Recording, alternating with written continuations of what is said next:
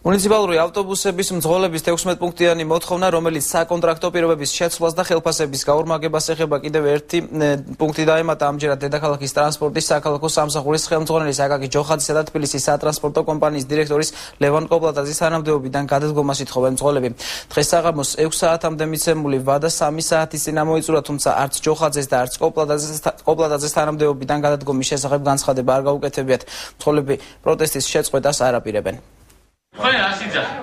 რომ არ გჯერათ, რომ მერია თქვენ პრობლემას მოაგვარეთ?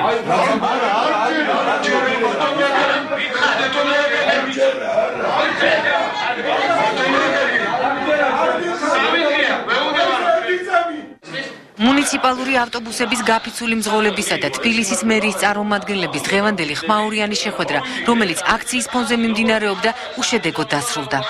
4 დღის განმავლობაში ეს ადამიანები ვერ ახერხებდნენ შეხვედრას ხელმძღვანელობასთან და როცა მოხერხდა, რა თქმა უნდა, ჩვენი მეშვეობით შევხვდით და დღეიდან ვითომ დაიწყეს შეპირებების შესრულება. ერთადერთი მოთხოვნა იყო ამათი, რომ გადამდგარიყო ეს ხალხი. ამჩიხი და გამოსავალი ერთადერთია. ბატონი ჯოხაძე, ბატონი კოპლატაძე უნდა წავიდნენ უწყებიდან და მათ ადგილზე ჩვენი დანიშნული, ჩვენი არჩეული პროფესიონალი ტრანსპორტელი მოვა. თბილისის მერიაში აცხადებენ, რომ მოთხოვნა, რომელიც თბილისის ტრანსპორტის საქალაქო სამსახურისა და სატრანსპორტო კომპანიის დირექტორის გადადგომას ეხება, პოლიტიზებულია. ორი საკითხი არის ძირითადი მასა მძღოლების, რომელიც აყენებს საკითხებს კონკრეტული სამუშაო პირობის გაუმჯობესების, რაზეც მიღებულია შესაბამისი პასუხი, რომ მუშაობ და გაკეთებულია უკვე ნაწილი მათი მოთხოვნების, რაც შეეხება ხელფასების ზრდაც ასევე შესაძლებელია შესაბამისი ტრანსფერის გამოყოფის შემთხვევაში. დგას უკვე მეორე საკითხი, ჩემის აზრით პოლიტიზირებული საკითხი, რომელიც შეეხება კონკრეტული ადამიანების გადაყენებას. რაც შეეხება ხელფასის გაორმაგების მოთხოვნას, მერიაში ამბობენ, რომ წელს ხელფასის ზრდა ვერ მოხერხდება.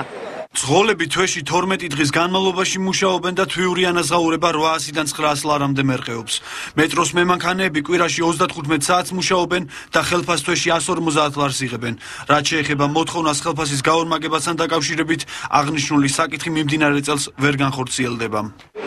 მძღოლები პოზიციას არ იცვლიან და აცხადებენ, რომ სამუშაოს აკაკი ჯოხაძისა და ლევან კოპლატაძის გადადგომის შემდეგ დაუბრუნდებიან. ხვალე შევიკრიბებით ისე დანიშნულ ადგილზე, სადაც ვიკრიბებოდით. მუნიციპალური ავტობუსის მძღოლები გაფიცვას არ წყვეტენ და სამომავლო გეგმებს ხვალ გაახმოვანებენ.